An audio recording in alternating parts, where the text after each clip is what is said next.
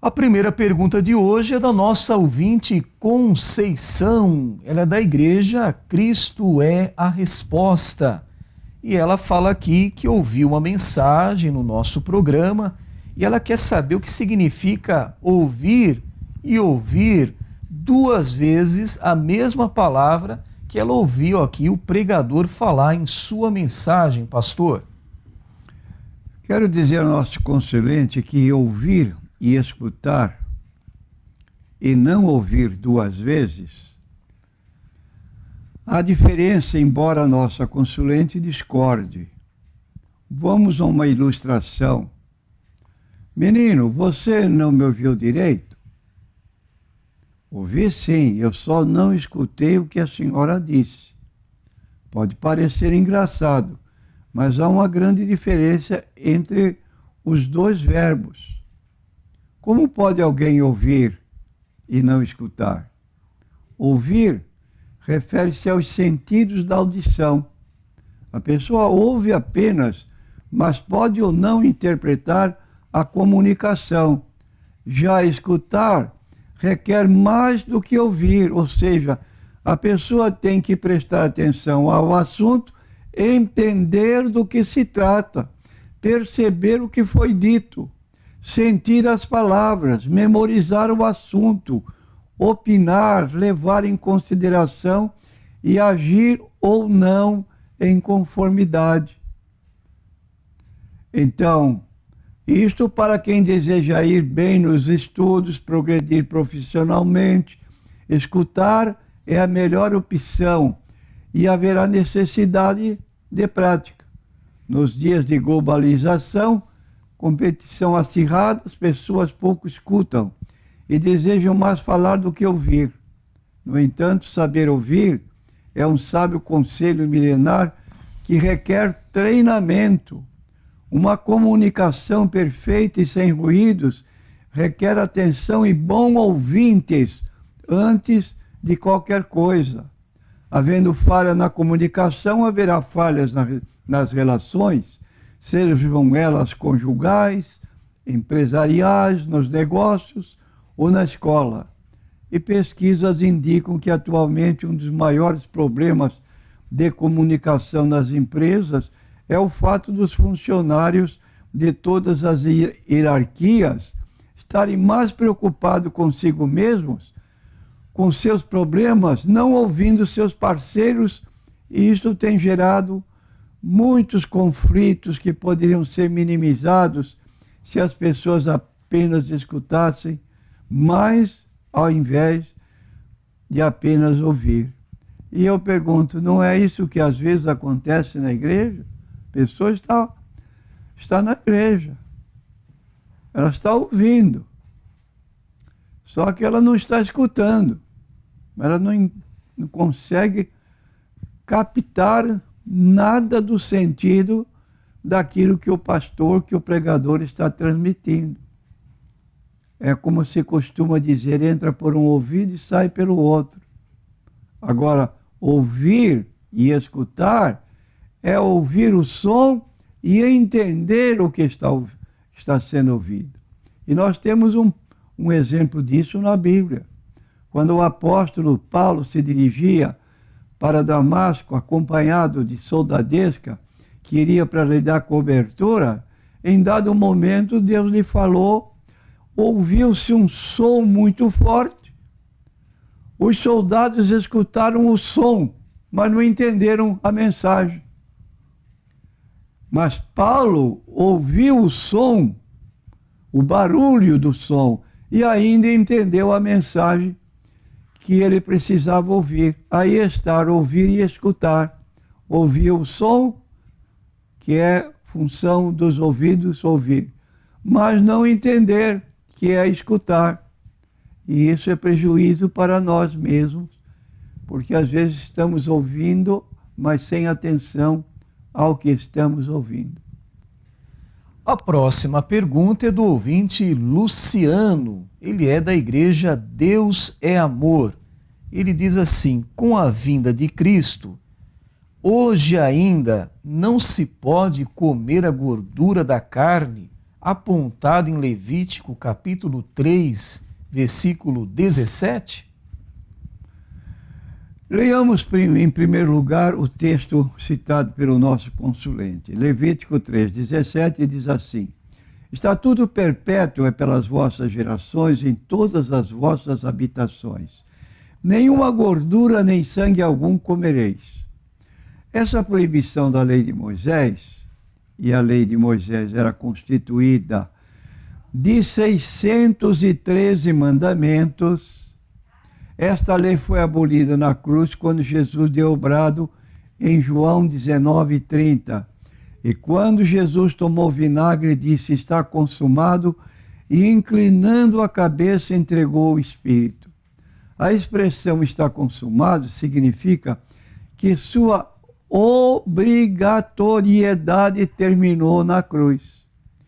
Isto ainda é visto em Colossenses capítulo 2, versículos 14 a 17, quando Paulo assim escreve: havendo riscado a cédula que era contra nós nas suas ordenanças, a qual de alguma maneira nos era contrária, tirou do meio de nós, cravando na cruz, e despojando os principados e potestades, os expôs publicamente, e deles triunfou em si mesmo.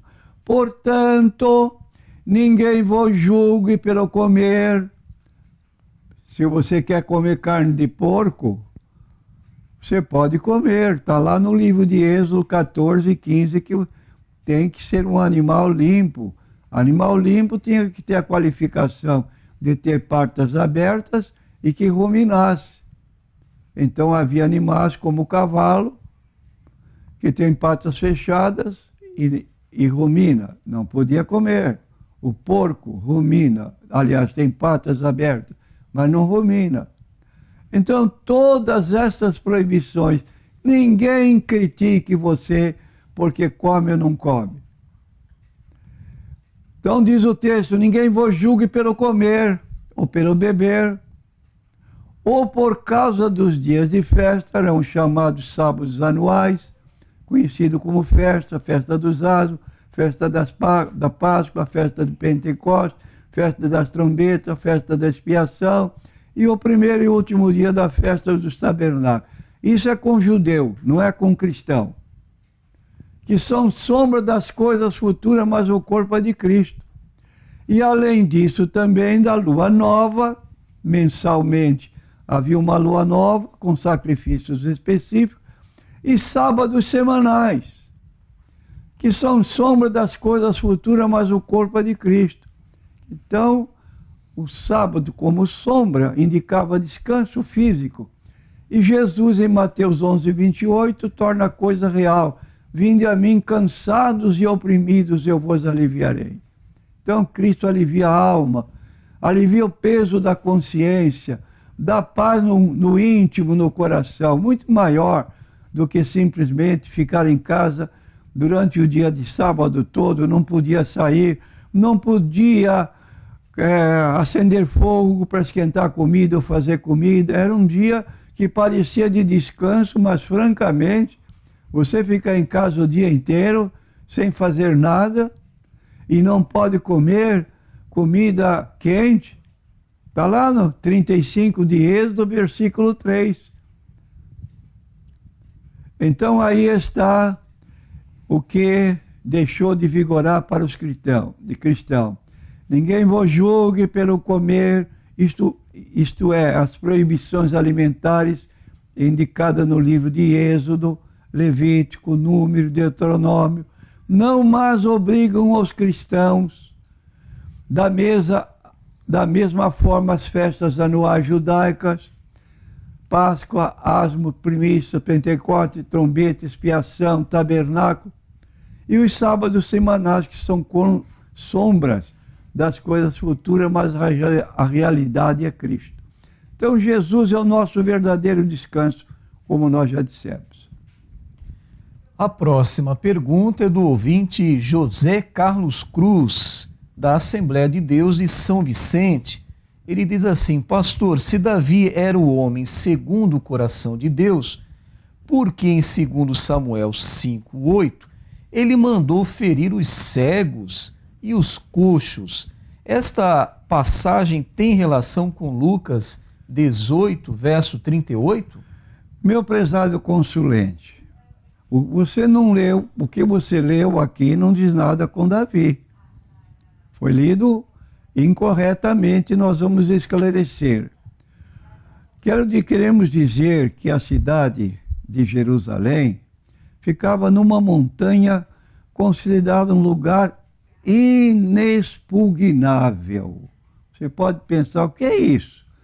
É um lugar que, segundo os moradores, o próprio exército que habitava ali naquele lugar, íngreme, tinha tanta confiança na sua situação geográfica que ele dizia para os inimigos que iam chegando às vezes para tentar uma batalha: olha, para lutar com vocês, os inimigos, nós não vamos pôr nem o nosso exército, vamos ajuntar aí os coxos, vamos ajuntar os cegos e pôr à frente da batalha para lutar com vocês. Porque aqui ninguém consegue penetrar. Era um tipo de desafio. Bastava os coxos e cegos para ganhar a batalha. Então escarneciam de todos. E nessa situação, e quando eles pensavam que iam derrotar também Davi, Davi teve vitória na batalha e tomou conta da cidade de Jerusalém, que se tornou a capital de Israel. Então não tem nada a dizer contra Davi, que é um homem de Deus. Agora ele teria mandado matar coxos e cegos? Não. Eles que estavam alegando que para lutar contra o inimigo não precisava nem gente sadia, nem gente capaz, bastava qualquer um. Essa é o que deduzimos do texto bíblico. A próxima pergunta é do ouvinte Francisco, da cidade do Guarujá. Na verdade, ele pede para o pastor falar um pouco acerca dos dons espirituais, algo que a gente faz que tem mais aptidão, mais ativo, como pregar a palavra, cantar e fazer alguma outra coisa, pastor? Eu quero responder que há semelhanças e diferenças entre talentos e dons espirituais. Os dois são dádivas divinas, tanto o talento como também os dons espirituais. Os dois crescem em efetividade com o uso. Os dois são para ser usados a favor de outras pessoas, não para propósitos egoístas. Então, talentos e dons espirituais diferem da maneira como são usados. Uma pessoa recebe talento natural, por exemplo, como resultado de uma combinação genética. Alguns têm habilidade natural para a música, outros têm para a arte, outros têm para a matemática, outros têm para português. E então, à medida que essas pessoas vão vivendo, vão se aperfeiçoando mais. Então pode aparecer numa família, uma família musical, uma família que tenha toda ela talento para música, ou simplesmente porque Deus quis favorecer certas pessoas com talentos especiais, como temos o caso de Bezalel. Era um homem muito capacitado em determinado maneira de agir profissional. Isso está em Êxodo 31, versículos 1 a 6. Agora, não confundir com dons espirituais. Os dons espirituais são dados aos cristãos pelo Espírito Santo, conforme 1 Coríntios capítulo 12, versículo 4 a 11. Ora, há diversidade de dons, mas o Espírito é o mesmo. Há diversidade de ministérios, mas o Senhor é o mesmo. Há diversidade de operações, mas é o mesmo Deus que opera tudo em todos. Mas a manifestação do Espírito, agora entramos nos dons. Mas a manifestação do Espírito é dada a cada um para o que for útil. Porque a um, pelo Espírito, é dada a palavra da sabedoria. Tem facilidade de se comunicar, faz discursos, pregações inflamadas. E a outro, pelo mesmo Espírito, é dada a palavra da ciência. Pessoa culta, que conhece profundamente as coisas de Deus. A outro, pelo mesmo Espírito, a fé. Pessoa que possui uma fé para orar pelos enfermos serem curados. A outro, pelo mesmo Espírito, os dons de curar, pôr as mãos sobre os enfermos e serem curados. Mas não são todos. São pessoas escolhidas por Deus. E a outra, operação de maravilhas. Quer dizer, maravilhas são tão indescritíveis que não tem uma designação específica. Maravilha, coisa fenomenal que vai além do costume. E a outra, profecia, o que tem o dom de profetizar, e a outra, o dom de discernir os espíritos. Você está falando com uma pessoa, você não sabe se ela está sendo sincera ou não, mas a pessoa que possui o dom de espírito já conhece de antemão com quem está conversando. Saber se essa pessoa está agindo corretamente ou é apenas uma pessoa que tenta enganar. Como chega pessoas que não conhecemos na igreja, temos que dar um prazo para conhecê-la melhor. E variedade de línguas, que são outras línguas, interpretação das línguas, que é o outro dom, mas um só e o mesmo Espírito opera todas estas coisas, repartindo particularmente a cada um como quer. Então aí está a manifestação dos dons pelo Espírito Santo. Como o Espírito Santo quer. Se trata de uma pessoa que tem para dar e ele distribui segundo a sua vontade. A próxima pergunta é do ouvinte Tiago. Ele ouviu o pastor falar em outro programa sobre como o Senhor Jesus elevou o ensino da palavra no sentido espiritual, dizendo que se um homem olhar para uma mulher e a cobiçar, com ela já praticou o adultério. E aí ele pergunta, pastor, se porventura se adulterar assim, como nesse caso, no coração, abre margem para uma separação, um divórcio, pastor? Quero dizer ao nosso consulente que existe um certo ditado que não é contrário à Bíblia e que estabelece o seguinte, não sei se você já ouviu. Não podemos evitar que os pássaros voem sobre nossas cabeças, mas podemos evitar que eles façam ninhos. O que quer dizer isso? Você ter um pensamento, vamos dizer, pornográfico, de desejar uma determinada mulher ocasionalmente, é uma coisa. Agora, maquinar, idealizar, planejar, é outra coisa. Então vamos admitir que este olhar seja apenas como pássaros que voem sobre nossas cabeças, momentaneamente. Agora, quando chega ao extremo, outro extremo, de maquinar pensamentos já que levam a outra situação, aí é outro caso. Então queremos dizer que um homem olhar para uma mulher, admirá-la pela sua beleza, pelo seu bom porte, pela sua forma de se vestir, não está isso cobiçando, nem deixando fazer o ninho do pássaro. Há que se distinguir para não se generalizar como se todos estivessem cobiçando e cometendo pecado de adultério.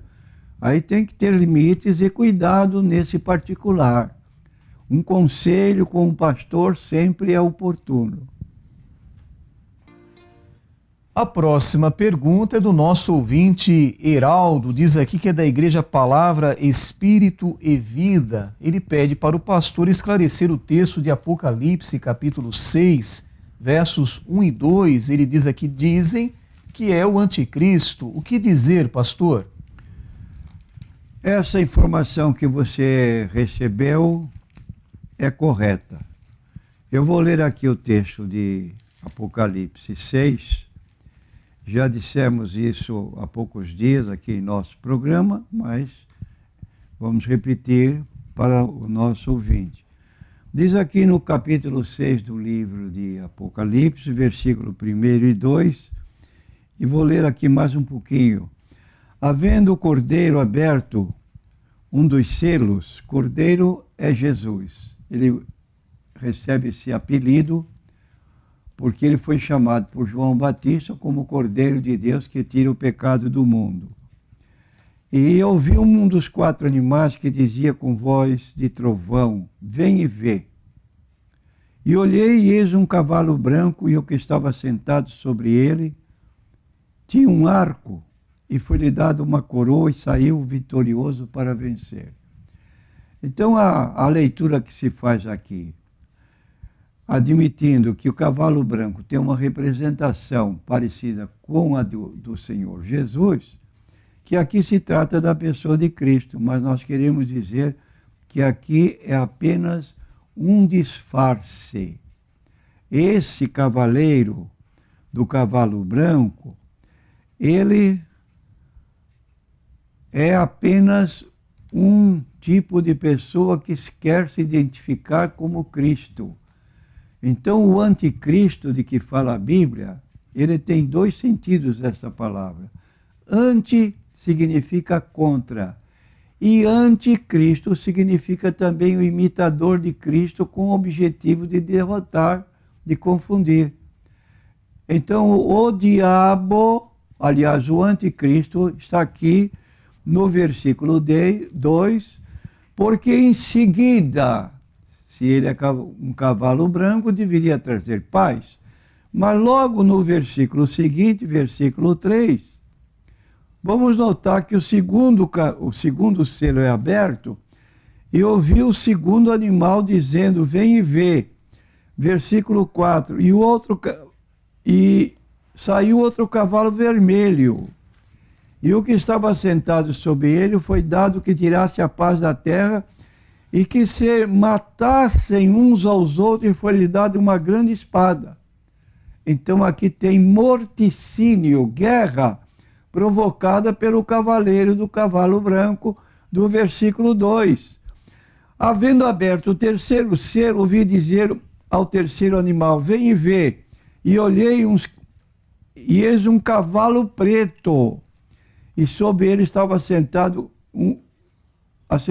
um que tinha balança na mão, e ouvi uma voz do meio dos 4 animais que dizia: uma medida de trigo por um dinheiro e 3 medidas de cevada por um dinheiro, e não danifiqueis o azeite e o vinho. Então nós temos aqui fome decorrente da guerra, e o 4º selo, ouvi a voz do 4º animal que dizia: e eis que um cavalo amarelo que estava sentado sobre ele tinha o nome de Morte, e o inferno o seguia. E foi-lhe dado o poder de matar a 4ª parte da terra, com espada, com fome, com peste, com feras. Então, esse aqui era o último cavalo, o cavaleiro do cavalo amarelo, que representava a morte. E quando se lê em seguida, e o inferno seguia, entende-se que a morte propicia a entrada do espírito para esse lugar chamado Hades, no grego, dividido em 2 partes. O parte daqueles que na terra serviram a Deus, e parte daqueles que se omitiram e não serviram a Deus. Estes vão já para o Hades, para o inferno. Isso nós encontramos em Lucas 16, 19 a 31, palavras do Senhor Jesus Cristo. Agora, o verdadeiro Jesus aparece no capítulo 19 de Apocalipse. Ele é identificado pelos títulos que lhe são trazidos no animal no qual ele monta. Diz aqui, nós lemos a respeito dele: e eu vi, E ouvi como que a voz de uma grande multidão, e como se a voz de muitas águas, e como que a voz de grandes trovões, que dizia: Aleluia, pois já o Senhor Deus Todo-Poderoso reina. Regozijemo-nos e alegremo-nos, demos-lhe glória, porque vindas são as bodas do Cordeiro, e já a sua esposa se aprontou. E nós temos então em seguida: vi o céu aberto, versículo 11, e eis um cavalo branco, e o que estava sentado sobre ele chama-se Fiel e Verdadeiro, e julga a peleja com justiça. Seus olhos eram como chama de fogo, sobre a sua cabeça havia muitos diademas, tinha um nome escrito que ninguém senão ele mesmo sabia, estava vestido de uma veste salpicada de sangue. O nome pelo qual se chama é a Palavra de Deus. Seguiam-no os exércitos dos céus em cavalos brancos, vestidos de linho fino, branco e puro. E da sua boca saía uma aguda espada, para com ela ferir as nações, e as regerá com vara de ferro, e ele mesmo é que pisa o lagar do vinho do furor da ira do Deus Todo-Poderoso, e no manto e na sua coxa tem escrito este nome: Rei dos Reis e Senhor dos Senhores. Então aqui está Jesus Cristo no capítulo 19, a partir do versículo 11 em diante. E no capítulo 6, versículo 2, está o anticristo.